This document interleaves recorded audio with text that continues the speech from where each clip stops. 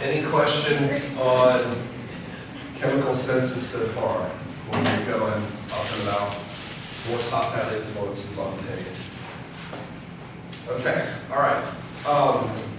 Lab today will be over in the neuroscience lab across the hall.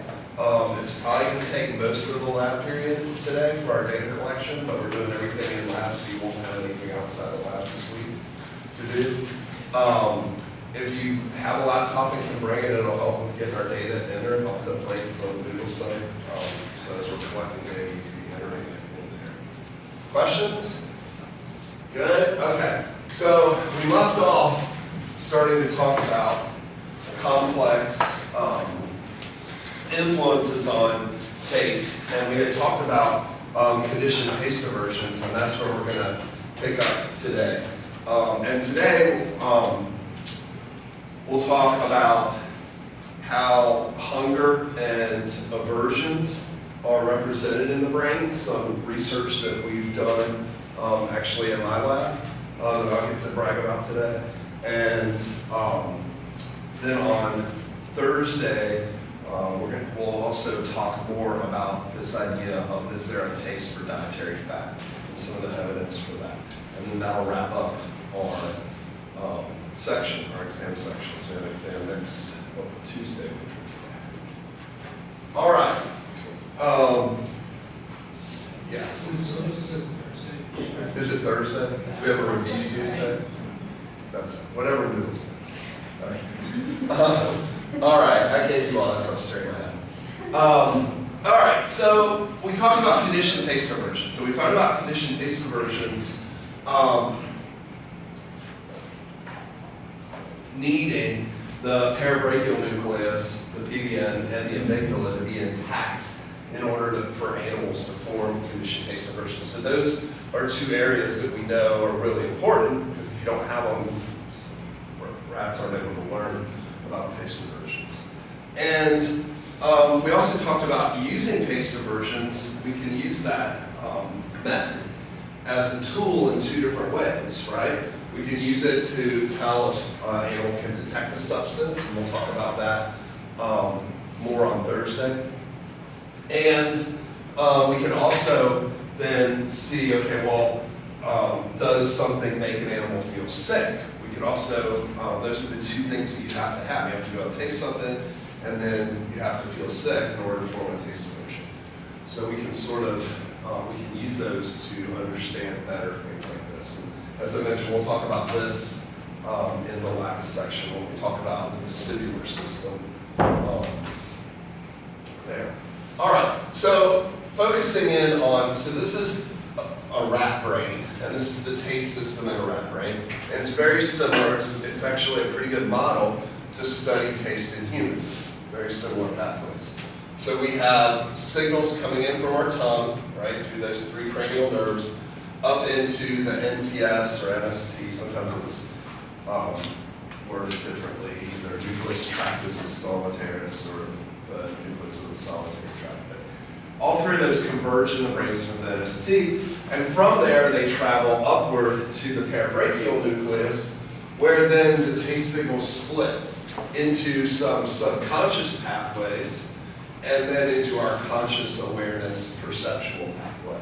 So the perceptual pathway then goes up to the thalamus, right, the ventricular medial thalamus, up into the insular cortex, which is our primary taste perception, but it then travels to the orbital frontal cortex, or prefrontal cortex here in the rat, where it's combined with other sensory systems to produce flavor. And so when we're consuming something, we're really, our perception of taste is really that flavor perception, right? We're not really perceiving individual qualities of the taste, because we're combining all of those things at once. Unless we artificially eliminate all the other senses like smell and vision and touch. Touch would be really hard to eliminate. Then we can start talking about pure taste sort of signals. All right, so that's the perceptual awareness pathway, but then there's also this subconscious pathway that is projecting down into motivation and emotion areas like the amygdala, and into hypothalamus areas like the lateral hypothalamus that's involved with hunger and satiety. And the thing is that those areas, remember, and nucleus accumbens that we go to for reward, because definitely foods can trigger a happy emotion or a rewarding feeling. But remember that those aren't unidirectional, one-way pathways. These areas are also projecting back down to the PBN and NST, but we're going to focus on the PBN today, in order to modify those, so these subconscious areas can modify that incoming signal so that it's different when it gets up here into the perceptual pathway. All right? So again, I mean, this is like a common theme through all our sensory systems. The stimulus that's produced and transduced by receptors and creates a neural code is often not the same thing that's being perceived up here. It's often being modified in different ways by top-down influences, for example. Yes, Lisa? So is the emotion pathway that's bypassing the thalamus, or is the thalamus, it does bypass the thalamus? Yeah, those areas project directly back down into the brainstem areas. Yeah. And we know a little bit about those pathways. So one of the neurotransmitters that's used in there is GABA. And we can measure that in the parabrachial nucleus. All right, so in trying to understand, so we know that if we lesion the parabrachial nucleus, we can't form conditioned taste aversions. If we lesion the amygdala, we can't form taste aversions. One theory is that the amygdala produces the negative emotion and a value associated with a taste aversion. And if you don't have that negative value, then rats don't avoid things, right? And so the role for the PBM was sort of like, well, maybe this is where the memory of that is, right? So when you, in my example, you eat the cheeseburgers, which coming into this pathway tastes yummy, right? They have this great flavor to them, but then all of a sudden you get sick, and now those same chemicals don't taste good. The taste is modified somewhere. And so we were thinking that maybe that memory, and that's long-lasting, so it's a memory that's formed, is maybe that memory is happening in the parabrachial nucleus. Maybe that's its job in forming taste aversions. Right? So a friend of mine, Dr. Baird at Amherst College up in Massachusetts, devised what I thought was a pretty cool experiment. So one of the ways that we can create taste aversions is to give a rat something yummy to drink and then inject them with lithium chloride. And lithium chloride is a salt, but it makes them have gastric distress. It makes them feel sick, right? And that's one way we can induce or create a taste aversion. You can also cause a taste aversion if they actually consume lithium chloride, which has a salty taste associated with it. And so what he did here was take animals and put them in a ligometer, and for the first 4 minutes, and they're thirsty, so for the first 4 minutes, they're licking a tube of lithium chloride, and they're thirsty, so they're licking a lot, 1,500 licks that they're doing. And then for the next 4 minutes, and this is as they're starting to feel the effects of having drunk that lithium chloride, they're starting to feel sick, he switches to sodium chloride, which they can't really tell the difference between lithium chloride and sodium chloride. They both taste like salty solutions. But in the last 4 minutes, they quit licking and demonstrate a taste aversion. And so he did that for 2 different groups of animals. And then in half the animals, he gave them this chemical called anisomycin that blocks protein synthesis. And protein synthesis is needed in order to form memories. And so he gave them this in the 4th ventricle right near the parabrachial nucleus to see if the next day would they show a taste aversion. So here they're both showing a short-term taste aversion, right? Not licking sodium chloride in the second 4-minute block. And it turns out that yes, if they gave them the vehicle, these are the controls, and the next day he didn't give him lithium chloride, he just gave him sodium chloride for 4 minutes and sodium chloride. They show a taste aversion, but when he blocked the ability of protein synthesis to happen or memories to be formed in the parabrachial nucleus, they don't show a learned aversion here, even though they show the aversion here. Right? So that was pretty good evidence that the parabrachial nucleus might be the spot, might be the area where memories, where that learned aversion stays, right? Is situated. So this is just sort of a summary slide, right? And so what exactly is that memory? What exactly is that long-term change? And perceptually we know that we take something that had a positive hedonic value and give it a negative hedonic value. The cheeseburgers don't have that positive taste anymore. They have a negative taste after the taste aversion. Okay? And so we wanted to understand how that worked in a little bit greater detail. We can also, so the PBN is also receiving signals from the gut as well. So ascending signals from sensory signals from our gut are also projecting into the parabrachial nucleus. So it looks like this area where taste and signals from the gut could come together. This is an experiment done by Tony Scalfari, who took Kool-Aid that doesn't have any calories, so non-sweetened Kool-Aid, it's like grape Kool-Aid, right? And paired it, either gave it to the rats in the CS minus right here, gave it to the rats and infused water into their gut, or he gave them the taste of the Kool-Aid, they drank the Kool-Aid, but he infused sucrose into the gut, so calories into the gut.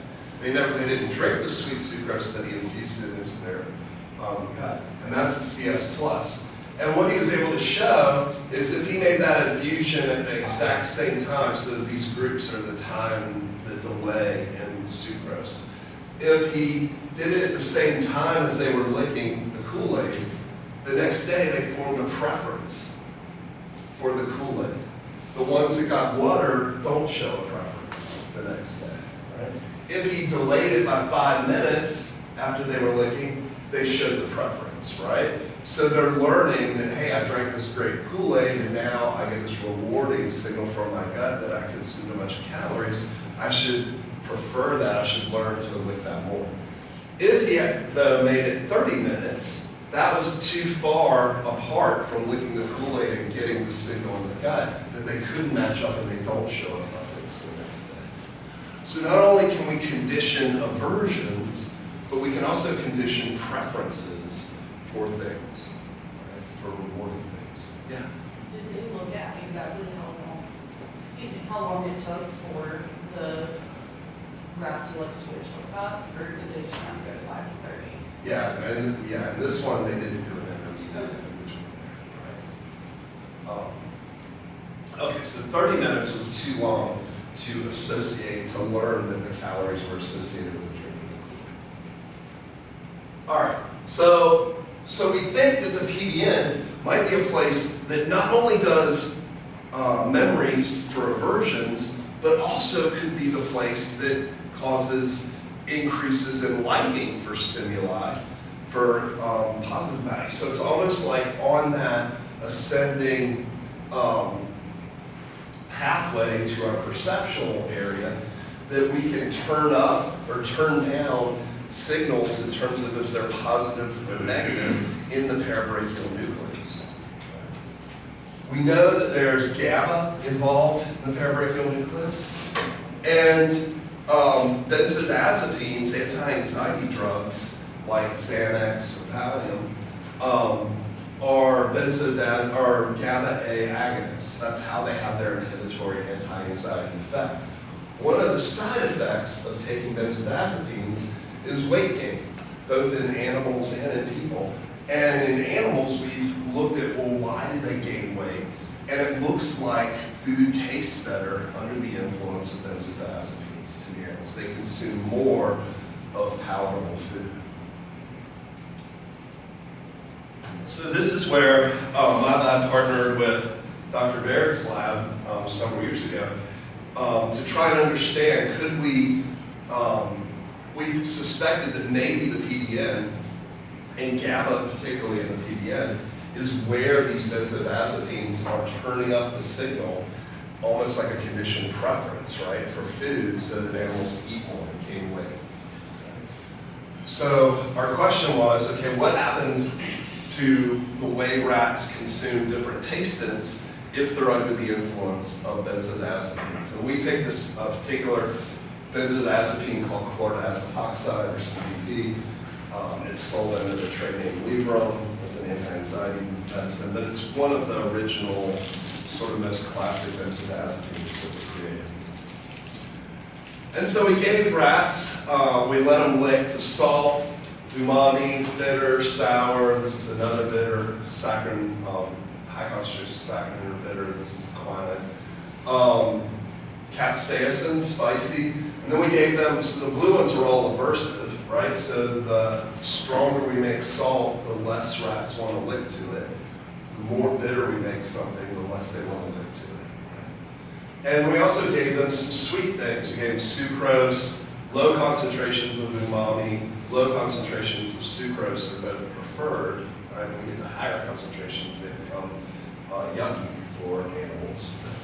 And what we found is that under the influence of CDP, those are the dark lines, that the animals treated things that were aversive as less aversive, right? So they don't like this high concentration of saccharin, but under CDP, they consume more of it.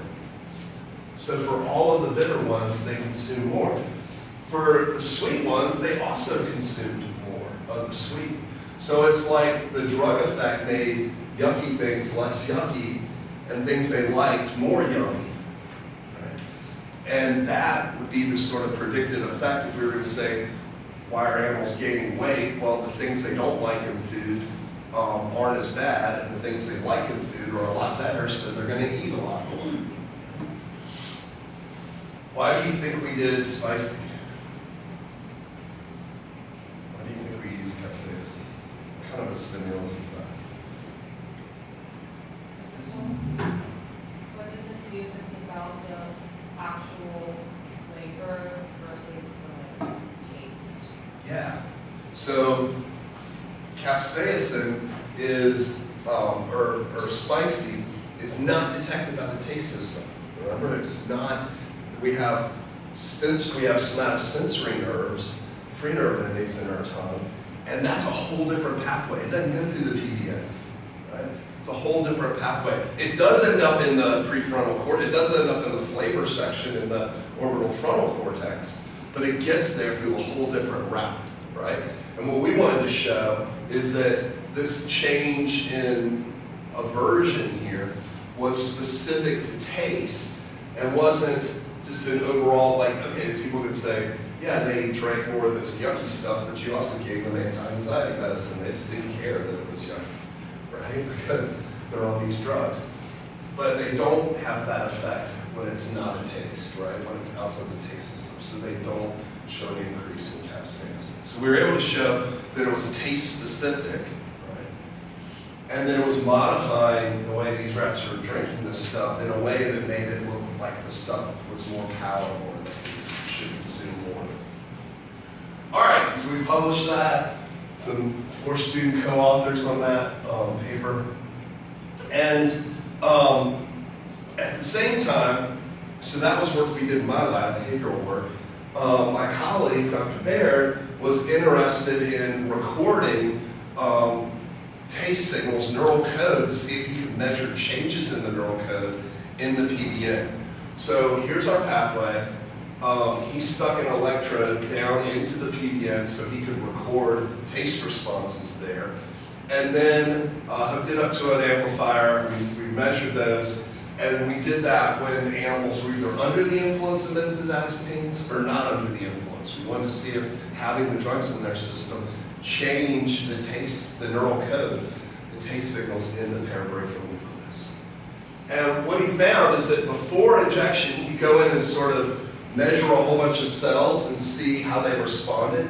And so as we mentioned, when we talked about neural coding, there's both a cross-fiber pattern and label line. So we found a bunch of sucrose-best cells, sweet cells, a bunch of salt-best cells, and then smaller numbers of those cross-fiber pattern that were sour and bitter.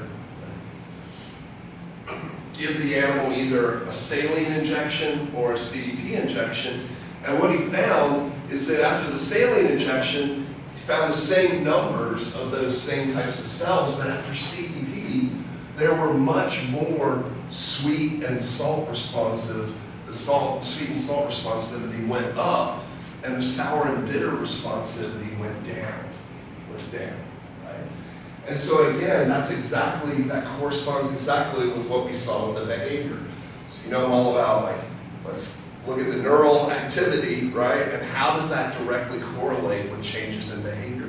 So under the influence of CDP, rats treated bitter and sour like it wasn't as bitter or sour. And under CDP here in the PBN, there's less neurons responding to bitter and sour. More neurons responding to salt and sweet.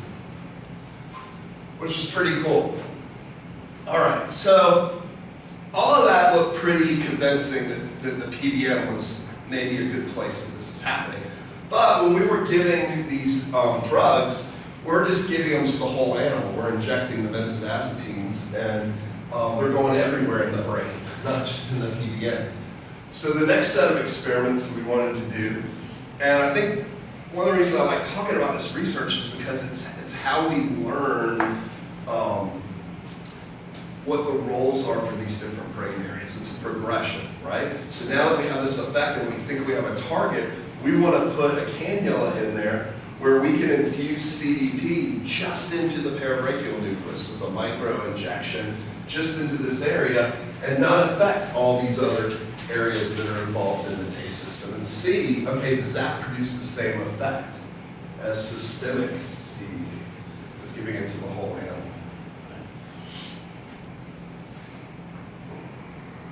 At the same time, we also were interested in doing an experiment where we gave, so that's one thing it can tell us, right, is CDP just in the parabrachial nucleus sufficient to cause these same changes, right? But we also wanted to know, okay, if we give rats a CDP injection to the whole body, and we put a blocker of CDP in the PBN, right, can we block the effects? Right? So can we create the effects by just putting CDP in there, or can we block the effects, the global effects, by putting an antagonist in there? And so we did those experiments, and what we saw is, again, when we put CDP in just in the parabrachial nucleus, we saw those increases in licking that we saw with whole body injections. And when we blocked it with the ZK blocker here, it eliminated those increases. Okay? So we were able to manipulate the neural code with benzodiazepine agonists and antagonists just in the parabrachial nucleus. So again, really good evidence that the parabrachial nucleus is where these changes in taste sensitivity or taste preferences are happening, and the GABA is the neurotransmitter that's involved in modifying those signals there. All right. Cool. All right, so then we wanted to get really fancy and say, okay, well, if that's the case, right, what naturally is turning that on and off when the animal forms like a taste aversion? Is it, so we know that there's neurons in that lateral hypothalamus that send GABA down here. We know that there's neurons in the amygdala that send GABA down there. And so there's this fancy technique that came out called DREAD that stands for designer receptors exclusively activated by designer drugs. But essentially what it is a virus that you can stick a cannula down into the amygdala or the lateral hypothalamus and inject this virus down in there. And what happens is this virus infects those neurons in that particular nucleus and causes receptors to be expressed in those neurons. And those receptors only get turned on or off in the presence of a drug. that has no other effect on the body, a chemical, right? So we can essentially infect these neurons in the amygdala. Those, their axons then express those dread receptors down into the PDN, and then we can inject the drug that will turn them on or off just in this nucleus, right? So essentially what this technique allows you to do is be able to silence a population of neurons or activate a population of neurons, depending on which version of the virus that you inject in there, right? So we could turn off or turn on specific projections down into the parabrachial nucleus. Yeah? Would infecting the amygdala also cause like more behavioral changes that could also be what's causing that change in the Yeah, if we gave the drug to turn or the things off or turn them on in the amygdala, it would affect all the amygdala connections, right? But if we do it just in the PDN, we're only turning on and off the axons that are present in the PDN, right? All right, so we could then give CDP to the animal and turn off this projection and see if that projection is the one responsible for the changes in taste signaling, right? So CNO is the drug that either turns on the neurons or turns off the neurons. And we did this both in the amygdala and we also did it in the lateral hypothalamus because both of those project down into there. So this is a picture of the amygdala tissue here, and you see this little hole is where the cannula was to release the CNO, which is going to turn on or turn off those. Or actually, no, I think this is in the amygdala, sorry. This is the hole where we injected the dread, sorry.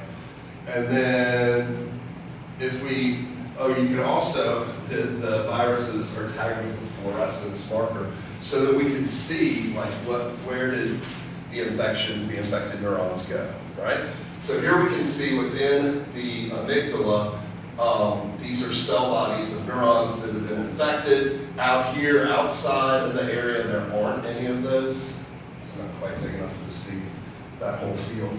And we could blow it up and actually see the individual dendrites and axons that were infected with the virus. So everything that's red is showing the virus in it.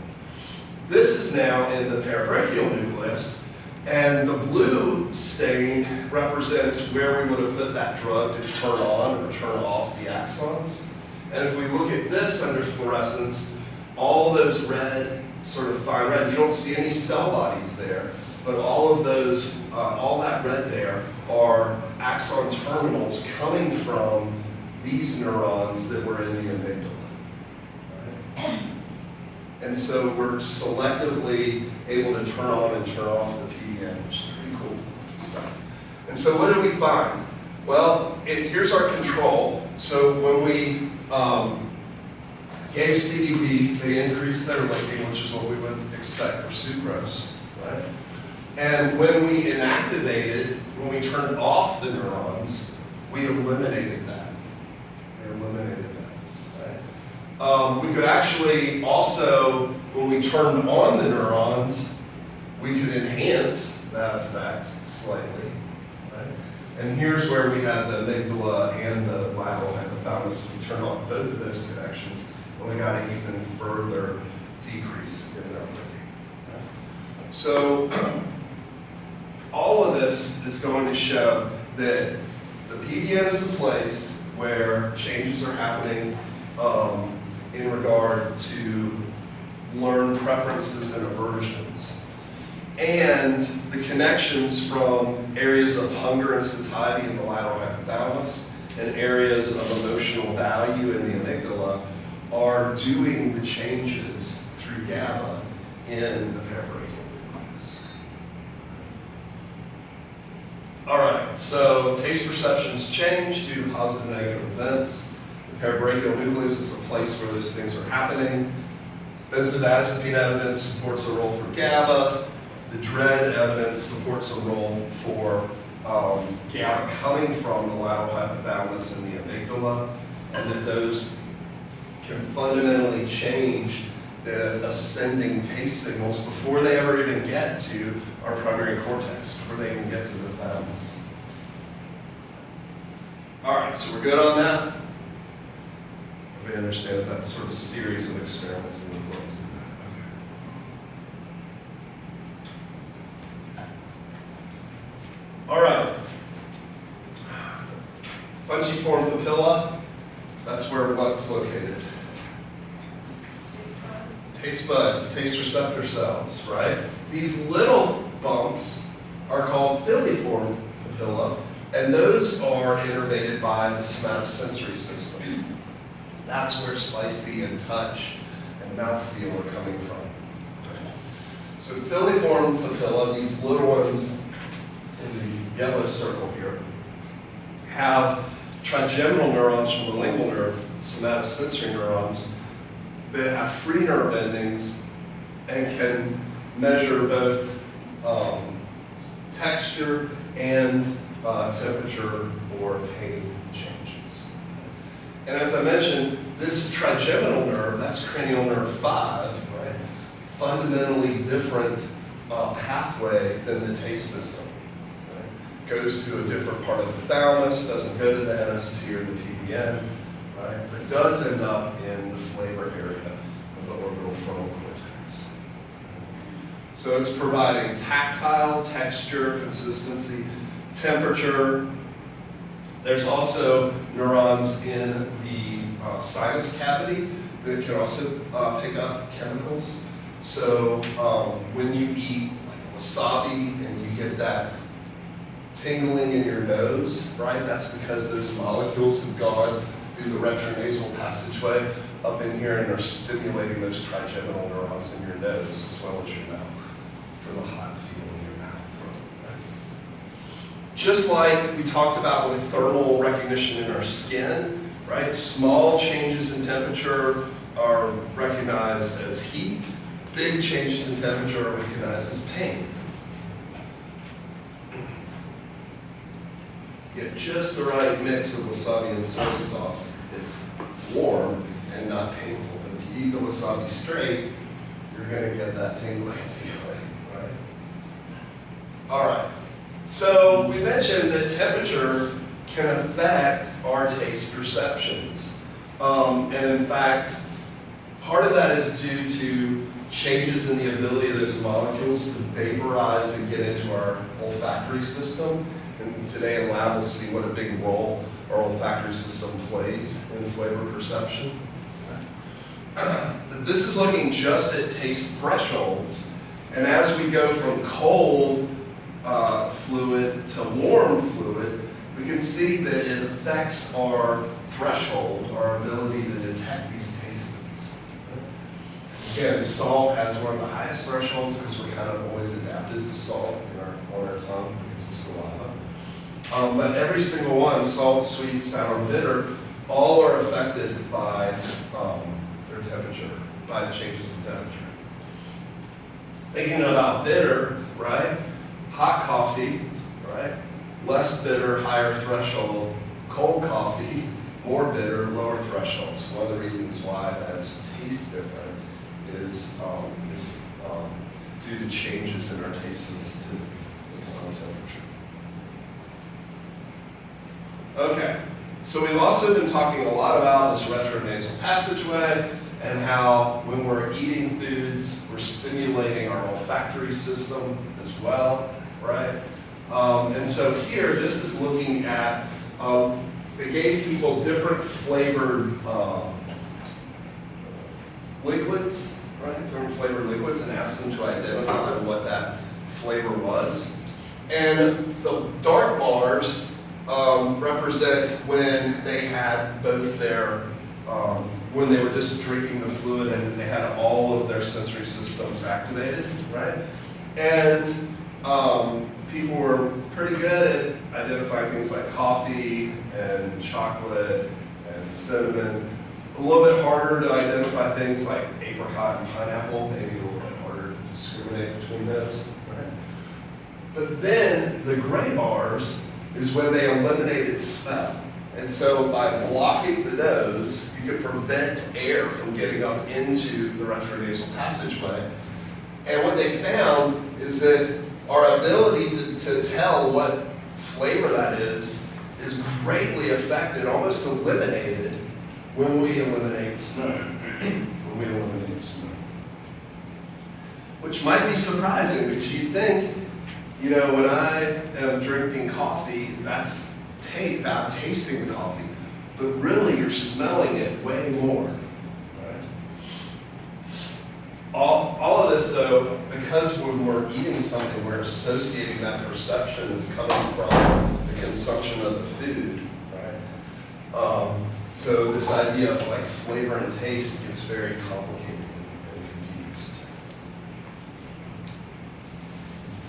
All right, so we have pathways from the inferior temporal cortex, our what pathway in vision, our identification pathway, that go to the orbital frontal cortex.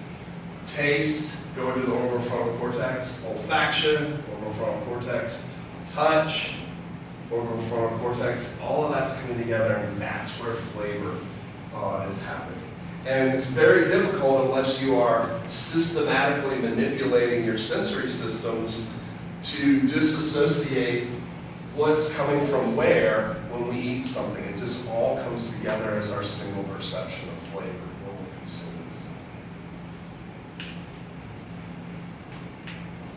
All right, so OFC, very important in this. Remember the changes that we talked about in the first part of the lecture happening down here in the taste system, right, way before we even get to this highest level of flavor process. All right, so as an example of how vision can affect taste, some of you have odd looks on your face. It's like, I would never eat that, right? Heinz ketchup thought that, oh, we could get kids to eat more ketchup if we made it different, right? We made it a mystery color, right? They wouldn't know what color the ketchup is. And so some of them were blue, some of them were green. It's the whole campaign that they had, right? So they just kept putting green ketchup. And the ketchup tasted no different than red ketchup. It just had food coloring in it, right? But contrary to what Heinz thought would happen, this wasn't very appealing, right? People don't want to eat green ketchup, right? They associate that. And so if you closed your eyes and ate this, you wouldn't be able to tell which ketchup you were eating, right? But vision plays a really strong role, and this actually tasted worse, right? It changed signals in the orbital frontal cortex based on vision, right? All right, so flavor also has reciprocal connections with our hypothalamus, with hunger and satiety. And so not only can the hypothalamus do things like influence the taste signal before it ever gets there, but it can also directly influence flavor perception in the orbital frontal cortex. Right? So there's this reciprocal connection with the hypothalamus, back and forth based on how hungry we are, or how full we are, how satiated we are. All right. So here's an experiment where they had people eat a whole bunch of bananas, right? So how many people like bananas in here, right? Everybody likes bananas, cool. Right, so you eat a banana, it tastes good. What about if I made you eat 10 bananas? How do you think that 10th banana would taste? Not very good, right? That's too many bananas, right? And so we had people eat 10 bananas, not me, but these people did, right? And then we had them rate the pleasantness of different smells, right? So they ate the bananas and then rated the pleasantness of smells, and this is a change here. And bananas even smelled a lot less pleasant after you've eaten 10 of them, right? You don't really want to smell a banana after you've eaten 10 of them, right? Didn't affect any of these other things. Fish, chicken, smell of a rose, right? Very specific to the thing that you ate a lot of. Here, they redid it now with chicken. They eat a whole bunch of chicken, right? The smell of chicken gets more aversive, right? Doesn't affect bananas, doesn't affect these other things as well. It's very specific. We call this sensory specific satiety. It's satiety that's affecting a specific sensation, right? So it's a decrease in pleasantness when you eat too much of a certain thing, and it's specific to that certain thing. I like to call this the pumpkin pie effect at Thanksgiving, right? Eat a whole bunch of mashed potatoes and turkey and stuffing, and you're just like, I can't eat anything else. And then someone's like, oh, you want a slice of pumpkin pie? I'm like, yeah, I'm not satiated. I can find room for that, right? But I don't want any more chicken or mashed potatoes. That doesn't sound turkey or mashed potatoes. That doesn't sound appealing, right? Okay, so with monkeys, we could actually go in and measure responses now from the orbitofrontal cortex and see what's happening when monkeys become satiated. Where the changes in the brain happen. So here we have a monkey that's consuming, what were they consuming? Glucose, right? And so this is the amount of glucose they're consuming, right? The more glucose, the less likely they are to work for it. So we were making them push a lever to get glucose. So at first they're like, yeah, I'll push that lever, I like glucose. And up here we're looking at signals in the orbital frontal cortex. So the firing rate in the orbital frontal cortex, when they hadn't had any glucose, they get the glucose from pressing the lever, they're like, big signal in the orbital frontal cortex. But as they consume more, the signal gets less, it gets smaller and smaller and smaller, to a point at which, over here, they're actually at spontaneous activity. We're not even seeing glucose activate in the orbital frontal cortex anymore. It's still coming on their tongue, it's still going up through that pathway, but the hypothalamus is essentially suppressing the signals for glucose in the orbital frontal cortex. Now, every so often, we give them a squirt of blackberry juice instead of sucrose, instead of glucose. And what we see is that firing rate does not decrease. It's sufficiently different. So again, sensory specific satiety. Right?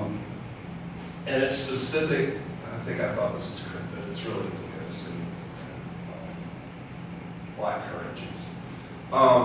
But the decrease from acceptance into avoidance directly, that's the behavior, directly corresponds with this change in firing rate in the orbital frontal cortex. And it's specific to glucose, and it doesn't adapt, it doesn't transfer over to other taste buds.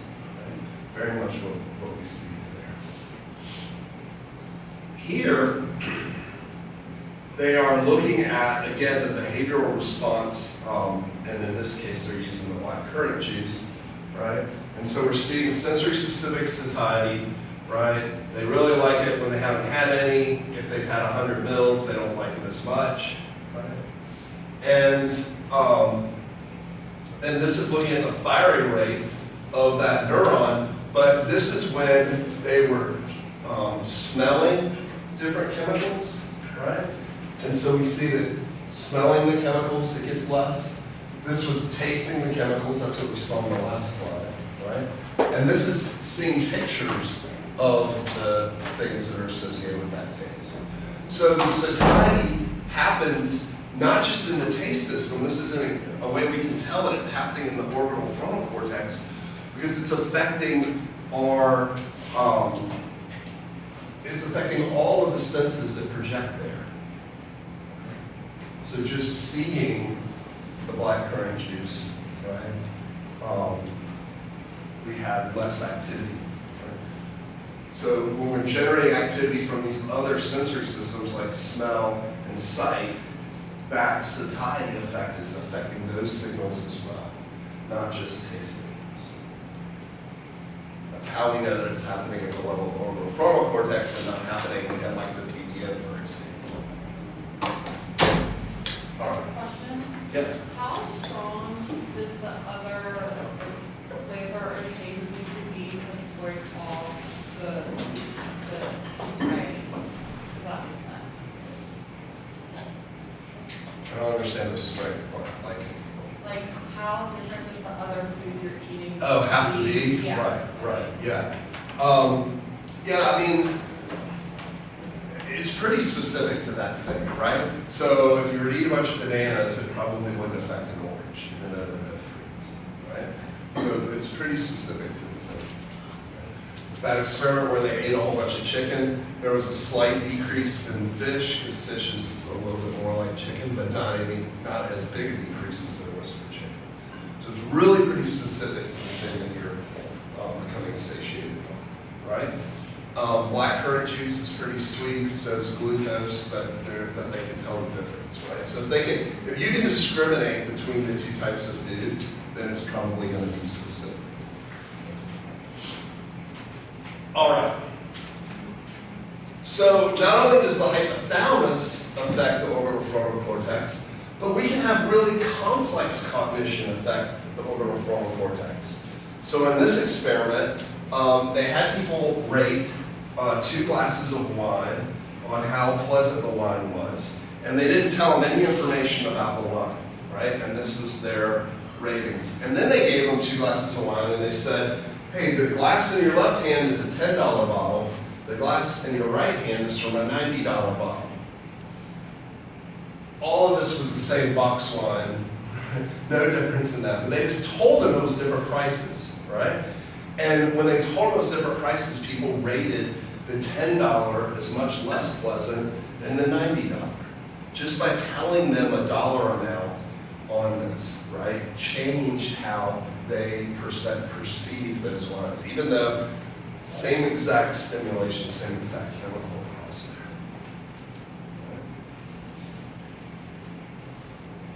The same experiment, they also did EEG recordings, which you can measure the orbitofrontal cortex on an EEG.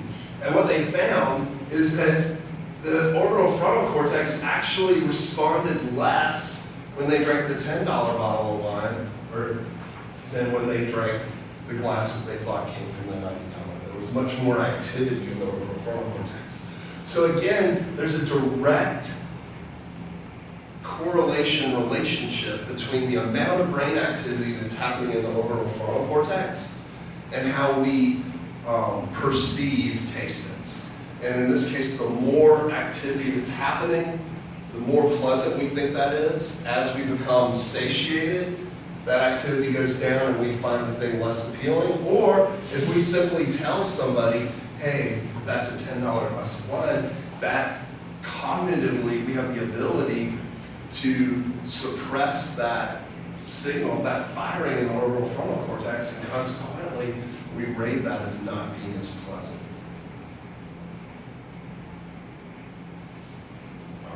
All right. I also wanted to note, right here when they first taste it, the orbitofrontal cortex starts firing in the same way, but then the person's like, yeah, but that was the $10 bottle, and then it shuts it off. And with the $90 bottle, it keeps firing high, and they perceive that as more pleasant. Right? So we have this glimpse that, hey, it's not really affecting the taste until the cognitive effect comes in and says, hey, but wait a minute, that was the $10 bottle. All right.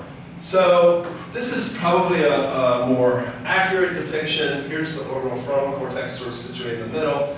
We have these connections to and from the amygdala. So we have sensory signals coming in, we have areas of motivational state, right? We have hypothalamic areas. We have reward signals from the amygdala, and these are bidirectional, right? And they're influencing one another. And so we do have some evidence in humans. As I mentioned, we showed the EEG recording, that this is now functional imaging. And this is a pleasant taste of glucose. The rest of these are sort of not as pleasant. This particular experiment was looking at umami, but these are higher concentrations of MSG and IMP that give sort of an unpleasant umami taste.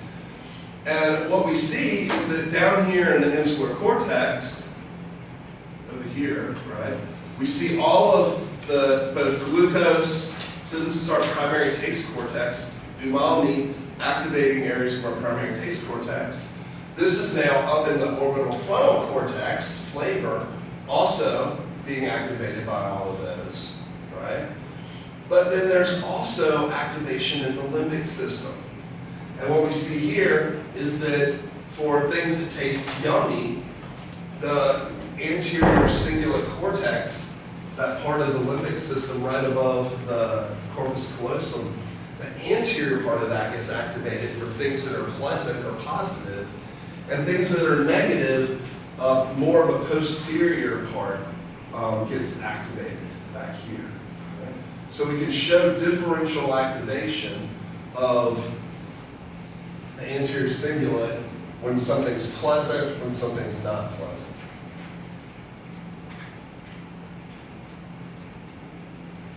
So we have all these taste signals that are happening, all of these sensor signals, whoops, I was going to go back to this. All of these signals that are happening here in reward, hunger, but also emotion in the anterior cingulate cortex. All right, you guys are getting off easy with these taste lectures. That's what I got for you today. All right, so you got some extra time. We'll wrap up the taste system on Thursday, review, test next week. Be prepared for lab today to stay pretty much the whole time. Yeah, that's it. See you there. In the biopsych lab, right across the hall, 228.